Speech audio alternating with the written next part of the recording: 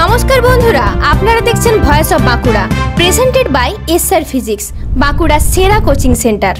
বাঁকুড়া জেলায় টোটো চুরি।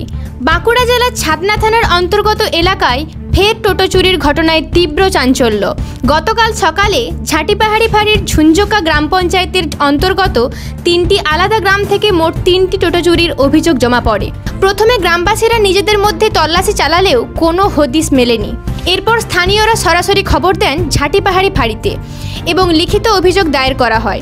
এই অভিযোগের ভিত্তিতে ছাতনা থানার সঙ্গে সঙ্গে একটি চুরির মামলা রুজু করা হয়, আর তারপরই শুরু হয় পুলিশের টানা তদন্ত। রাতভর অভিযান, তথ্য সংগ্রহ এবং সন্দেহভাজনের খোঁজ, আর তার ফল মেলে মাত্র 12 ঘন্টার মধ্যেই। অবিশ্বাস্য দ্রুততায় পুলিশ তদন্তে গ্রেপ্তার করে 2 চুরির সঙ্গে জড়িত ব্যক্তিকে এবং উদ্ধার করে 3টি চুরি যাওয়া টোটো এবং 12টি ব্যাটারি।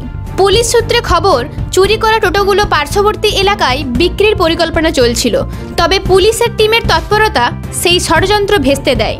ধৃত 2 অভিযুক্তকে আজই পুলিশি হেফাজতের আবেদন সহ বাঁকুড়ার মহামান্য সদর আদালতে পাঠানো হয়েছে। পুলিশ জানিয়েছে, এই ঘটনার পেছনে আরও কোনো বড় চোরচক্র কাজ করছে কিনা তা খতিয়ে দেখা হচ্ছে। তদন্ত এখনও চলছে এবং ভবিষ্যতে আরও গ্রেপ্তার হতে পারে বলেও ইঙ্গিত মেলেছে। পুলিশের এই তৎপরতা স্পষ্ট করে দিল, অপরাধ যতই চালাক হোক না কেন, আইনের চোখ এড়ানো সম্ভব নয়।